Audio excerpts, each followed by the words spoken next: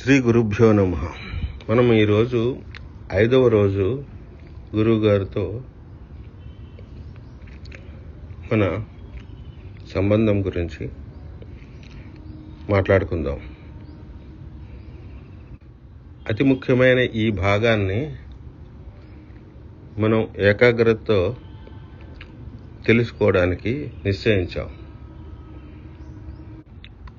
పూర్వం మనం మాట్లాడుకున్న విషయాల్లో గురువుగారి పద్ధతిలో తన శిష్యులకి భక్తులకి ఎటువంటి లోటు లేకుండా ఉండాలని ఆయన ప్రార్థన, మన సహకారం, మన కర్మ,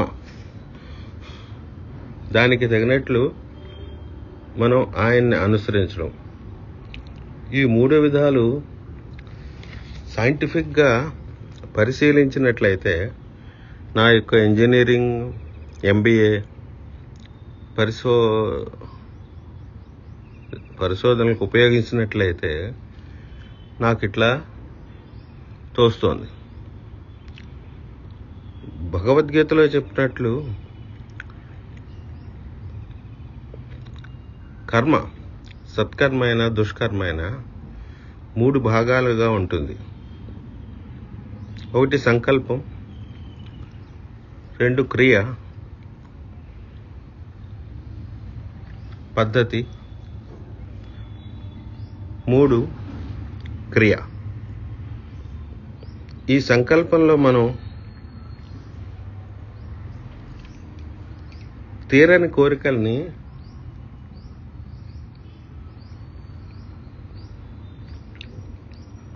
జరగాలి అని అనుకుని సంకల్పం చేయడం మొదటి పద్ధతి. సపోజ్ మనం అయోధ్యకు వెళ్ళాలని ఎంతో తాపత్రయపడుతున్నాం. అయోధ్య చూడాలని మనం సంకల్పించుకున్నాం. ఈ సంకల్పం యొక్క ప్రభావం వలన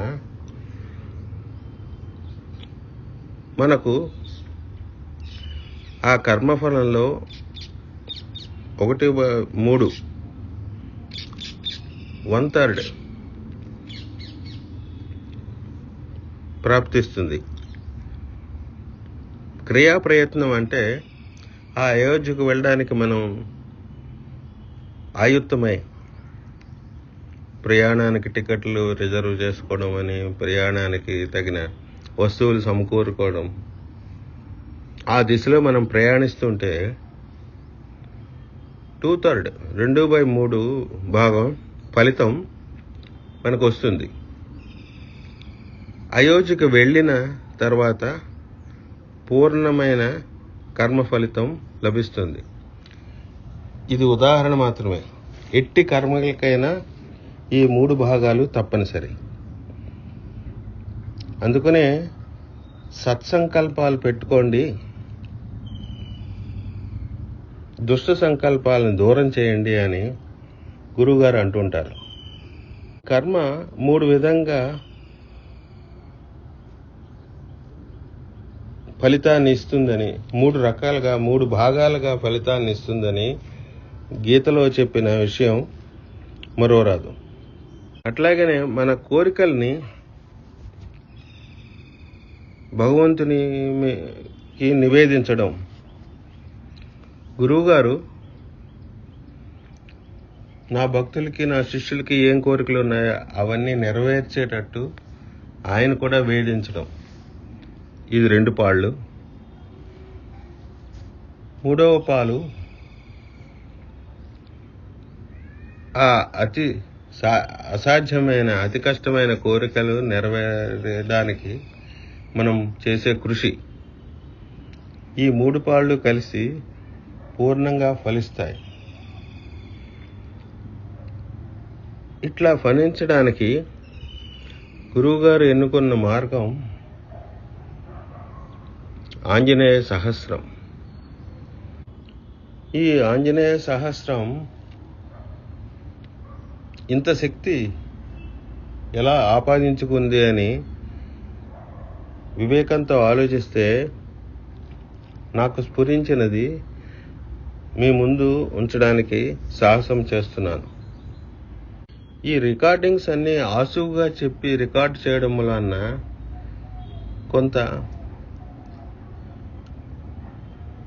కొన్ని దోషాలు ఉండొచ్చు. నాకు అనృత దోషం, రిపీట్గా అదే చెప్తుండడం, కొంత మరిచిపోవడం, ఇటువంటి దోషాలు దొరలవచ్చు. దానికి మన సోదర భక్తులు సహృదయంతో ఆదరిస్తారని నేను నమ్ముతున్నాను. ఈ ఆంజనేయ సహస్రం 3 రకాలుగా ఉంటుంది. మొదటి రకం గురువుగారిని అర్థించి మనకు విగ్రహాలను మన ఇంట్లో పూజ చేసుకుని సహస్రాన్ని కార్యక్రమాన్ని దిగ్విజయంగా చేయడం మొదటి రకం. విగ్రహాలు మన దగ్గర ఉన్నట్లయితే మనని యజమాని అని పిలుస్తారు. యజమానికి ఈ 10 రోజుల్లోనూ కొన్ని ప్రత్యేక విధులు ఉంటాయి. ఆ విధులను గురువుగారు డిజైన్ చేసి ఎలా జరపాలో ఒక పద్ధతి ప్రకారం మనకి చెప్తూ ఉంటారు. ఇది మొదటి పద్ధతి. రెండో పద్ధతి కంకణ ధారణ గావించి యజమాని ఇంట్లో మనం వారిచ్చిన అడ్రస్కి నిర్ణీత సమయంలో వారితో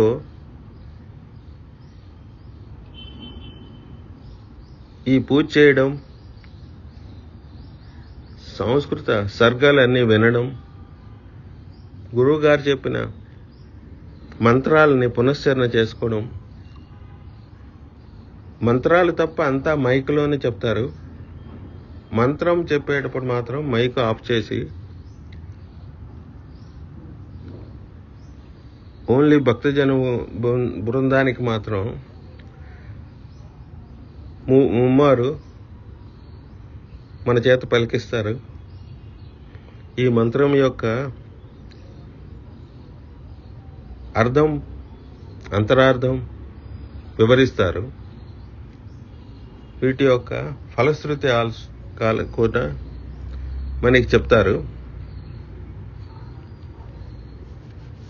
ఈ మంత్రాలన్నీ సుందరకాండ గ్రంథంలోనే ఉన్నాయి. విశేష మంత్రాలన్నీ. ఈ 10 రోజులు గురువుగారు చెప్పిన నియమాలన్నీ పాటించి ఆఖరి రోజున సహస్రంలో కూడా పాల్గొని యజమాని ఇచ్చిన ప్రసాదాన్ని స్వీకరించి యజమానికి కృతజ్ఞత చెప్పుకుని అంతవరకు మనం కంకణం ధరిస్తూనే ఉండాలి. వీటి నియమాలన్నీ గురువుగారు చెప్పినట్లుగా తూచా తప్పకుండా పాటించాలి. ఈ 10 రోజులు బయటకు వెళ్ళకూడదు. అంటే పెళ్ళిళ్ళలో వాటిలో భోజనాలు అవి చేయకూడదు. ఉల్లి వెల్లుల్లి వాడకూడదు. కింద పడుకోవాలి. ఏకభుక్తం చేయాలి. అంటే ఉదయం భోజనం, రాత్రి పలహారం అట్లా చేయాలి. భగవన్ నామస్మరణం విడవకుండా చేయాలి. గురువుగారు చెప్పిన మాటలని పునశ్చరణ చేసుకుంటూ ఉండాలి. అంతా ఒక మైకంలో, భగవత్ మైకంలో సంచరిస్తూ ఉంటే ఇట్టి సహస్రం రోజున ఘంటారామం చివరిలో సహస్రమైన వెంటనే ఘంటారావం వినిపిస్తుంది. 3 నిమిషాలు మనకి సమయం ఇస్తారు. పిన్ డ్రాప్ సైలెన్స్, చీమ చిటుక్కుమన్నా వినిపించే అంత సైలెన్స్ ఉంటుంది. కళ్ళు మూసుకొని మన యొక్క కష్టసాధ్యమైన కోరిక మీద దృష్టి పెట్టి ఆ ఆంజనేయ స్వామిని ప్రార్థించాలి.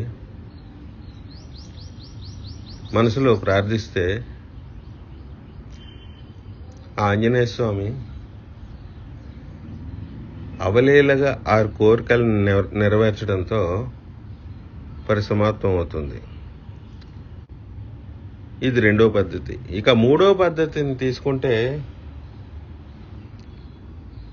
10 రోజులు నియమాలు పాటించలేని వారు ఆఖరి రోజు సహస్రంలో పాల్గొని అప్పటికప్పుడు కంకణధారణ చేసి గురువుగారి సహస్రాలని ఆయన ఇచ్చిన సంభారాలతో, పటంతో, ఆయన సమర్పించిన పూలతో, తమలపాకులతో, అక్షతలతో ఆంజనేయ స్వామిని అర్చించి ఈ ఘంటారావం సమయంలో మనం నివేదించుకున్న మన కోరికల్ని ఆ భగవంతుడు తప్పక నెరవేరుస్తూ ఉంటాడు.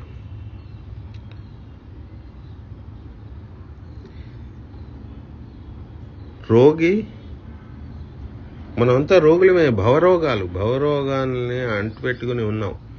ఈ భవరోగాల్ని తొలగించడానికి మన యొక్క తీవ్ర ప్రయత్నం 1/4 వంతు భగవంతుని నివేదించి మన భవరోగాన్ని తొలగించడానికి తీవ్రంగా ఏకాగ్రతతో ప్రార్థించడం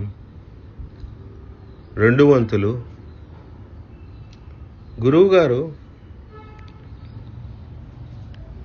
వీళ్ళందరికీ భవరోగాలను తొలగించండి అని ఆయన కూడా ప్రార్థించడం. అంటే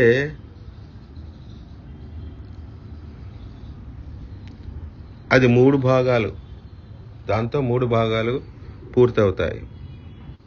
ఇక్కడ ఈ 3 భాగాల్లో మొదటి భాగం మనం అంటే రోగులం, 2వ భాగం వైద్యుడు అంటే గురువుగారు, 3వ భాగం భగవంతుడు అంటే ఆంజనేయ స్వామి. ఈ 3 పాళ్ళు పూర్తయితేనే వారి వారి సంకల్పాలని నెరవేర్చుకున్నట్లుగా అవుతుంది. ఇది ఒక సైంటిఫిక్ మెథడ్, గీతలో చెప్పిన మెథడే. ఈ 3 భాగాలు కాక ఇంకో 4వ భాగం కూడా గురువుగారు కనిపెట్టారు. అది హోమగుండం తయారు చేసుకుని మనం స్వయంగా హోమం చేస్తూ ఆ సర్గల్లోని విశేషాలను హోమంలో ఆహుతి చేస్తుంటే అది విశేష ఫలితం వస్తుంది. మనుషులు వెలితి మాయమైనప్పుడు మనసు ప్రశాంతత పొంది ఆ భగవంతుని మీద పరిపూర్ణంగా విశ్వాసంతో మన మనస్సుని కేంద్రీకృతం చేసి ఏకాగ్రతతో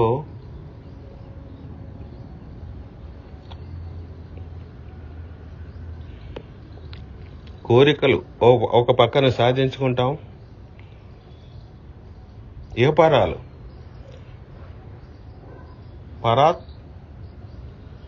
పరం అంటే పరమపదం. పరమపద సోపానంలో ఒక మెట్టు ఎక్కిన వాళ్ళం అవుతాం. ఇట్లా మన భక్తులందరూ జీవితాల్లో వారి వారి అసాధ్యమైన కష్టసాధ్యమైన కోరికల్ని నెరవేర్చుకోవడం అనుభవైక వైద్యము. తద్వారా గురువు గారికి శిష్యులు ఏకాగ్రతంగా వినగలిగే అవకాశం కలిగించడం, ఆయన కూడా ఒక మెట్టు పైకెక్కడానికి దోహదపడుతోందని నేను తెలుసుకోగలిగాను. అలాగే ఈ సహస్రం రోజు గురువుగారు మనకి ఇచ్చే అపురూప కానుకలు. ఒకరోజు అర్కమాల వేస్తారు, అది శిష్య బృందానికి పంచుతారు. సింధూరం పంచుతారు. మంత్రాలని ప్లాంప్లెట్లలో ప్రింట్ చేసి ఉచ్చారణ దోషం లేకుండా మనకి ఇస్తూ ఉంటారు. అవి మనతో తెచ్చుకుని మనం ఆనందపడుతూ ఉంటాం. ఈ కార్యక్రమాలు జరుగుతున్నంతసేపు గురువుగారి కెమెరా కన్ను పనిచేస్తూనే ఉంటుంది. మన ఏకాగ్రతను పరీక్షించడానికని ఆయన ఫోటోలను, వీడియోలను స్వయంగా తీస్తుంటారు. ఇక సహస్రం రోజు కార్యక్రమాలు ఉదయం 6 గంటలకి మొదలవుతాయి. యాజమాన్యం పంపించిన చిరునామాలకి ముందే వెళ్ళి ఆ కార్యక్రమంలో పాల్గొనడానికి సంసిద్ధులై వారిచే కంకణం కట్టించుకొని వారిచే ఆంజనేయ స్వామి పటాలని వగైరా పువ్వుల్ని, పూజా ద్రవ్యాలని తీసుకుని మనకి నిర్దేశించిన ప్రదేశాల్లో ఆసీనులై ఆయన మైక్లో చెప్పే ఆ సహస్రం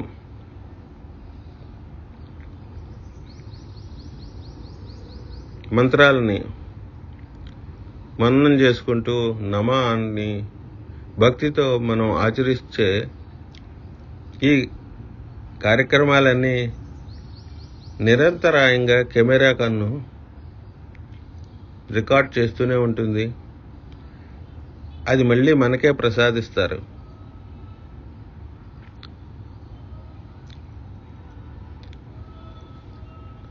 సహస్రం మొదలకు ముందు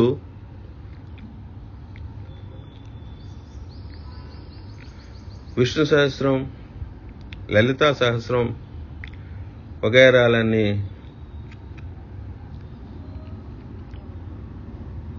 మనం చేత పాడిస్తారు. మధ్య మధ్యలో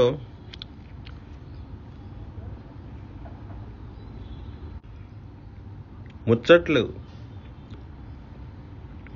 ఏమైనా మొదలైతే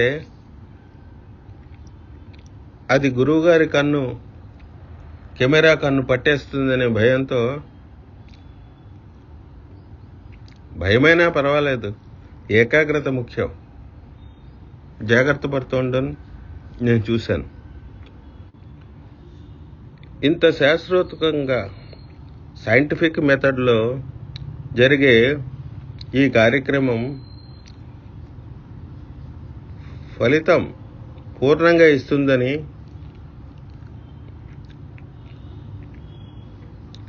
వేరే సందేహం లేదు.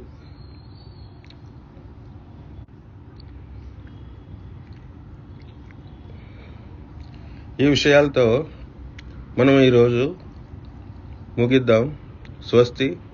శ్రీ గురుభ్యో నమః.